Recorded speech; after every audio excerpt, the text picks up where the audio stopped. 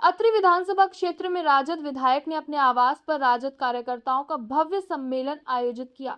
इस सम्मेलन में मुख्य अतिथि के रूप में एमएलसी उर्मिला ठाकुर उपस्थित रहीं। सम्मेलन में अत्रि विधानसभा के सभी प्रखंड अध्यक्ष और पंचायत अध्यक्ष भी शामिल हुए। विधायक ने इस अवसर पर उपस्थित कार्यकर्ताओं और जनप्रतिनिधियों को विधानसभा क्षेत्र में हो रहे विकास कार्यों की जानकारी दी और आगामी योजनाओं पर प्रकाश डाला। उन्होंने कहा कि अत्रि विधानसभा क्षेत्र के विकास को लेकर विशेष प्रयास किए जा रहे हैं और जनता की समस्याओं का निराकरण प्राथमिकता के आधार पर किया जा रहा है। इस अवसर पर विधायक ने घोषणा की कि अत्रि विधानसभा क्षेत्र में जल्द ही 75 नई सड़क परियोजनाओं का शिलान्यास किया जाएगा। इन परियोजनाओं के माध्यम से क्षेत्रवासियों को बेहतर परिवहन सुविधाएं मिलेंगी और ग्रामीण इलाकों में संपर्क सुगम होगा। उन्होंने कहा कि सड़क निर्माण कार्य से न केवल यातायात सुगमता बढ़ेगी बल्कि रोजगार के अवसर भी उत्पन्न होंगे। सम्मेलन में उपस्थित कार्यकर्ताओं ने विधायक और एमएलसी उर्मिला ठाकुर के विचारों को सराहा और क्षेत्र के विकास में सक्रिय भागीदारी करने का संकल्प लिया। विधायक ने सभी कार्यकर्ताओं को अपने विधानसभा क्षेत्र में जनसेवा और विकास कार्यों में सहयोग करने के लिए प्रेरित किया।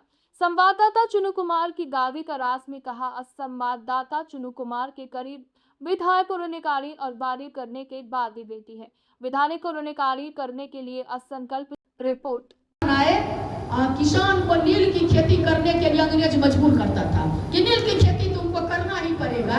महात्मा गांधी का उपाधि यहीं पर मिला था, अपने चंपारण में। बिहार के वैशाली जिला से अशोक स्तंभ जो देखते हैं, पहले बार डेमोक्रेसी प्रजातंत्र का आगाज यहीं से हुआ।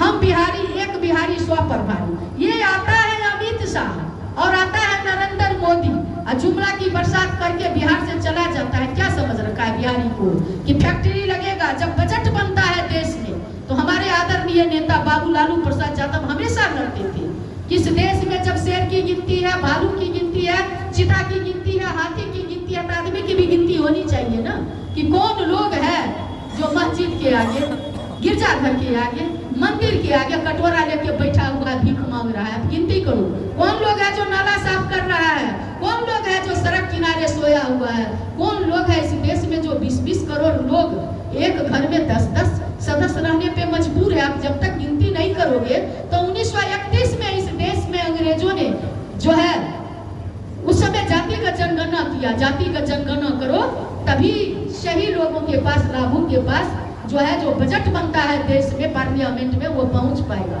लेकिन नहीं, ये नहीं बनाएगा, ये जातिगत जनगणना नहीं करेगा, क्योंकि हम लोग 85% वाले हैं। अब 15 को मिलकर राज्य कर रहा है तो जातिगत जनगणना करेगा, उसी रोज ही गेट आउट हो जाएगा।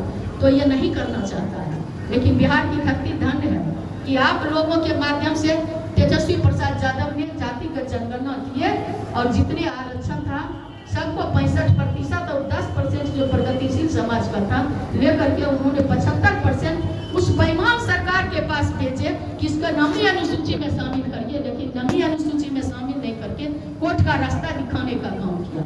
इसलिए साथियों, 10,000 रुपया जो देने के लिए आया है नरेंद्र मोदी, जो बटन दबा रहा है, उस नरेंद्र मोदी से पूछिए कि आप अगर यही करना चाहते हो तो जातिगत जनगणना करा दो पूरे देश में। आप अगर हमको कुछ देना चाहते हो तो जो आरक्षण भेजा गया है उसको नवी अनुसूची में शामिल कर दो, हमको नहीं चाहिए, 10,000 भी नहीं देना। और जिस तरह से बेईमानी किया कि फैक्ट्री लगेगी वहाँ गुजरात में और यहाँ आएगा कि ट्रेन दे दिए ताकि सस्ता मजदूर जानवर की तरह भर भर करके, जिस तरह से पट्टू में भूसा कसता है उस तरह से हमारा लोग कस कस के वहाँ दिल्ली, पंजाब, हरियाणा और गुजरात जाते रहे ताकि तुम्हारा काम चलता रहे। ये नहीं चलेगा यार। अब बिहार का बेटा नौजवान तेजस्वी प्रसाद यादव तैयार है अपने बिहार के विकास करने के लिए। इसलिए जो है साथियों, आप सभी लोगों को सजग होने की जरूरत है।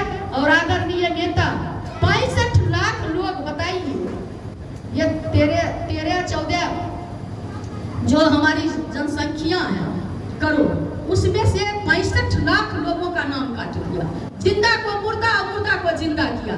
हमारे आदरणीय नेता ने आपके अधिकार के लिए, तेजस्वी प्रसाद यादव ने आपके हक के लिए सिर्फ और सिर्फ विधानसभा, और हम लोग सिर्फ विधानसभा में ही 5 दिन का सत्र था, काला ड्रेस पहन के 5 दिन सिर्फ वहीं प्रदर्शन नहीं किए, सिर्फ सड़क पे ही नहीं, हमारे आदरणीय नेता बाबू तेजस्वी प्रसाद यादव ने सुप्रीम कोर्ट तक लड़ने का काम किए और जीत मिली।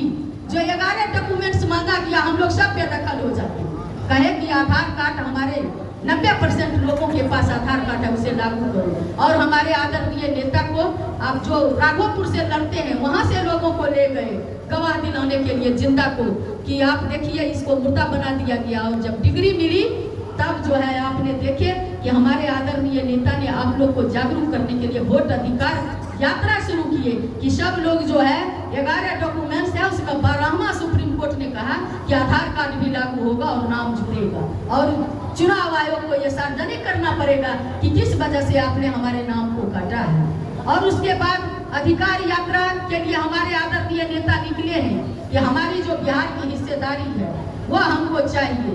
अब वोट बिहारी का चाहिए कि आप सारा चीज ले जाओगे गुजरात, विक्ट्री जीत चाहिए बिहार का, ये नहीं चलेगा। पर एक बार प्रधानमंत्री बिहार जैसे गरीब राज्य में जो नीति आयोग को रिपोर्ट में, शिक्षा में, स्वास्थ्य में, हर क्षेत्र में सबसे नीचे पायदान पर है, एक बार आता है तो 100 करोड़ खर्चा होता है और 200 से ज्यादा मीटिंग कर चुका है। बताइए हम बिहारी कहाँ जाए?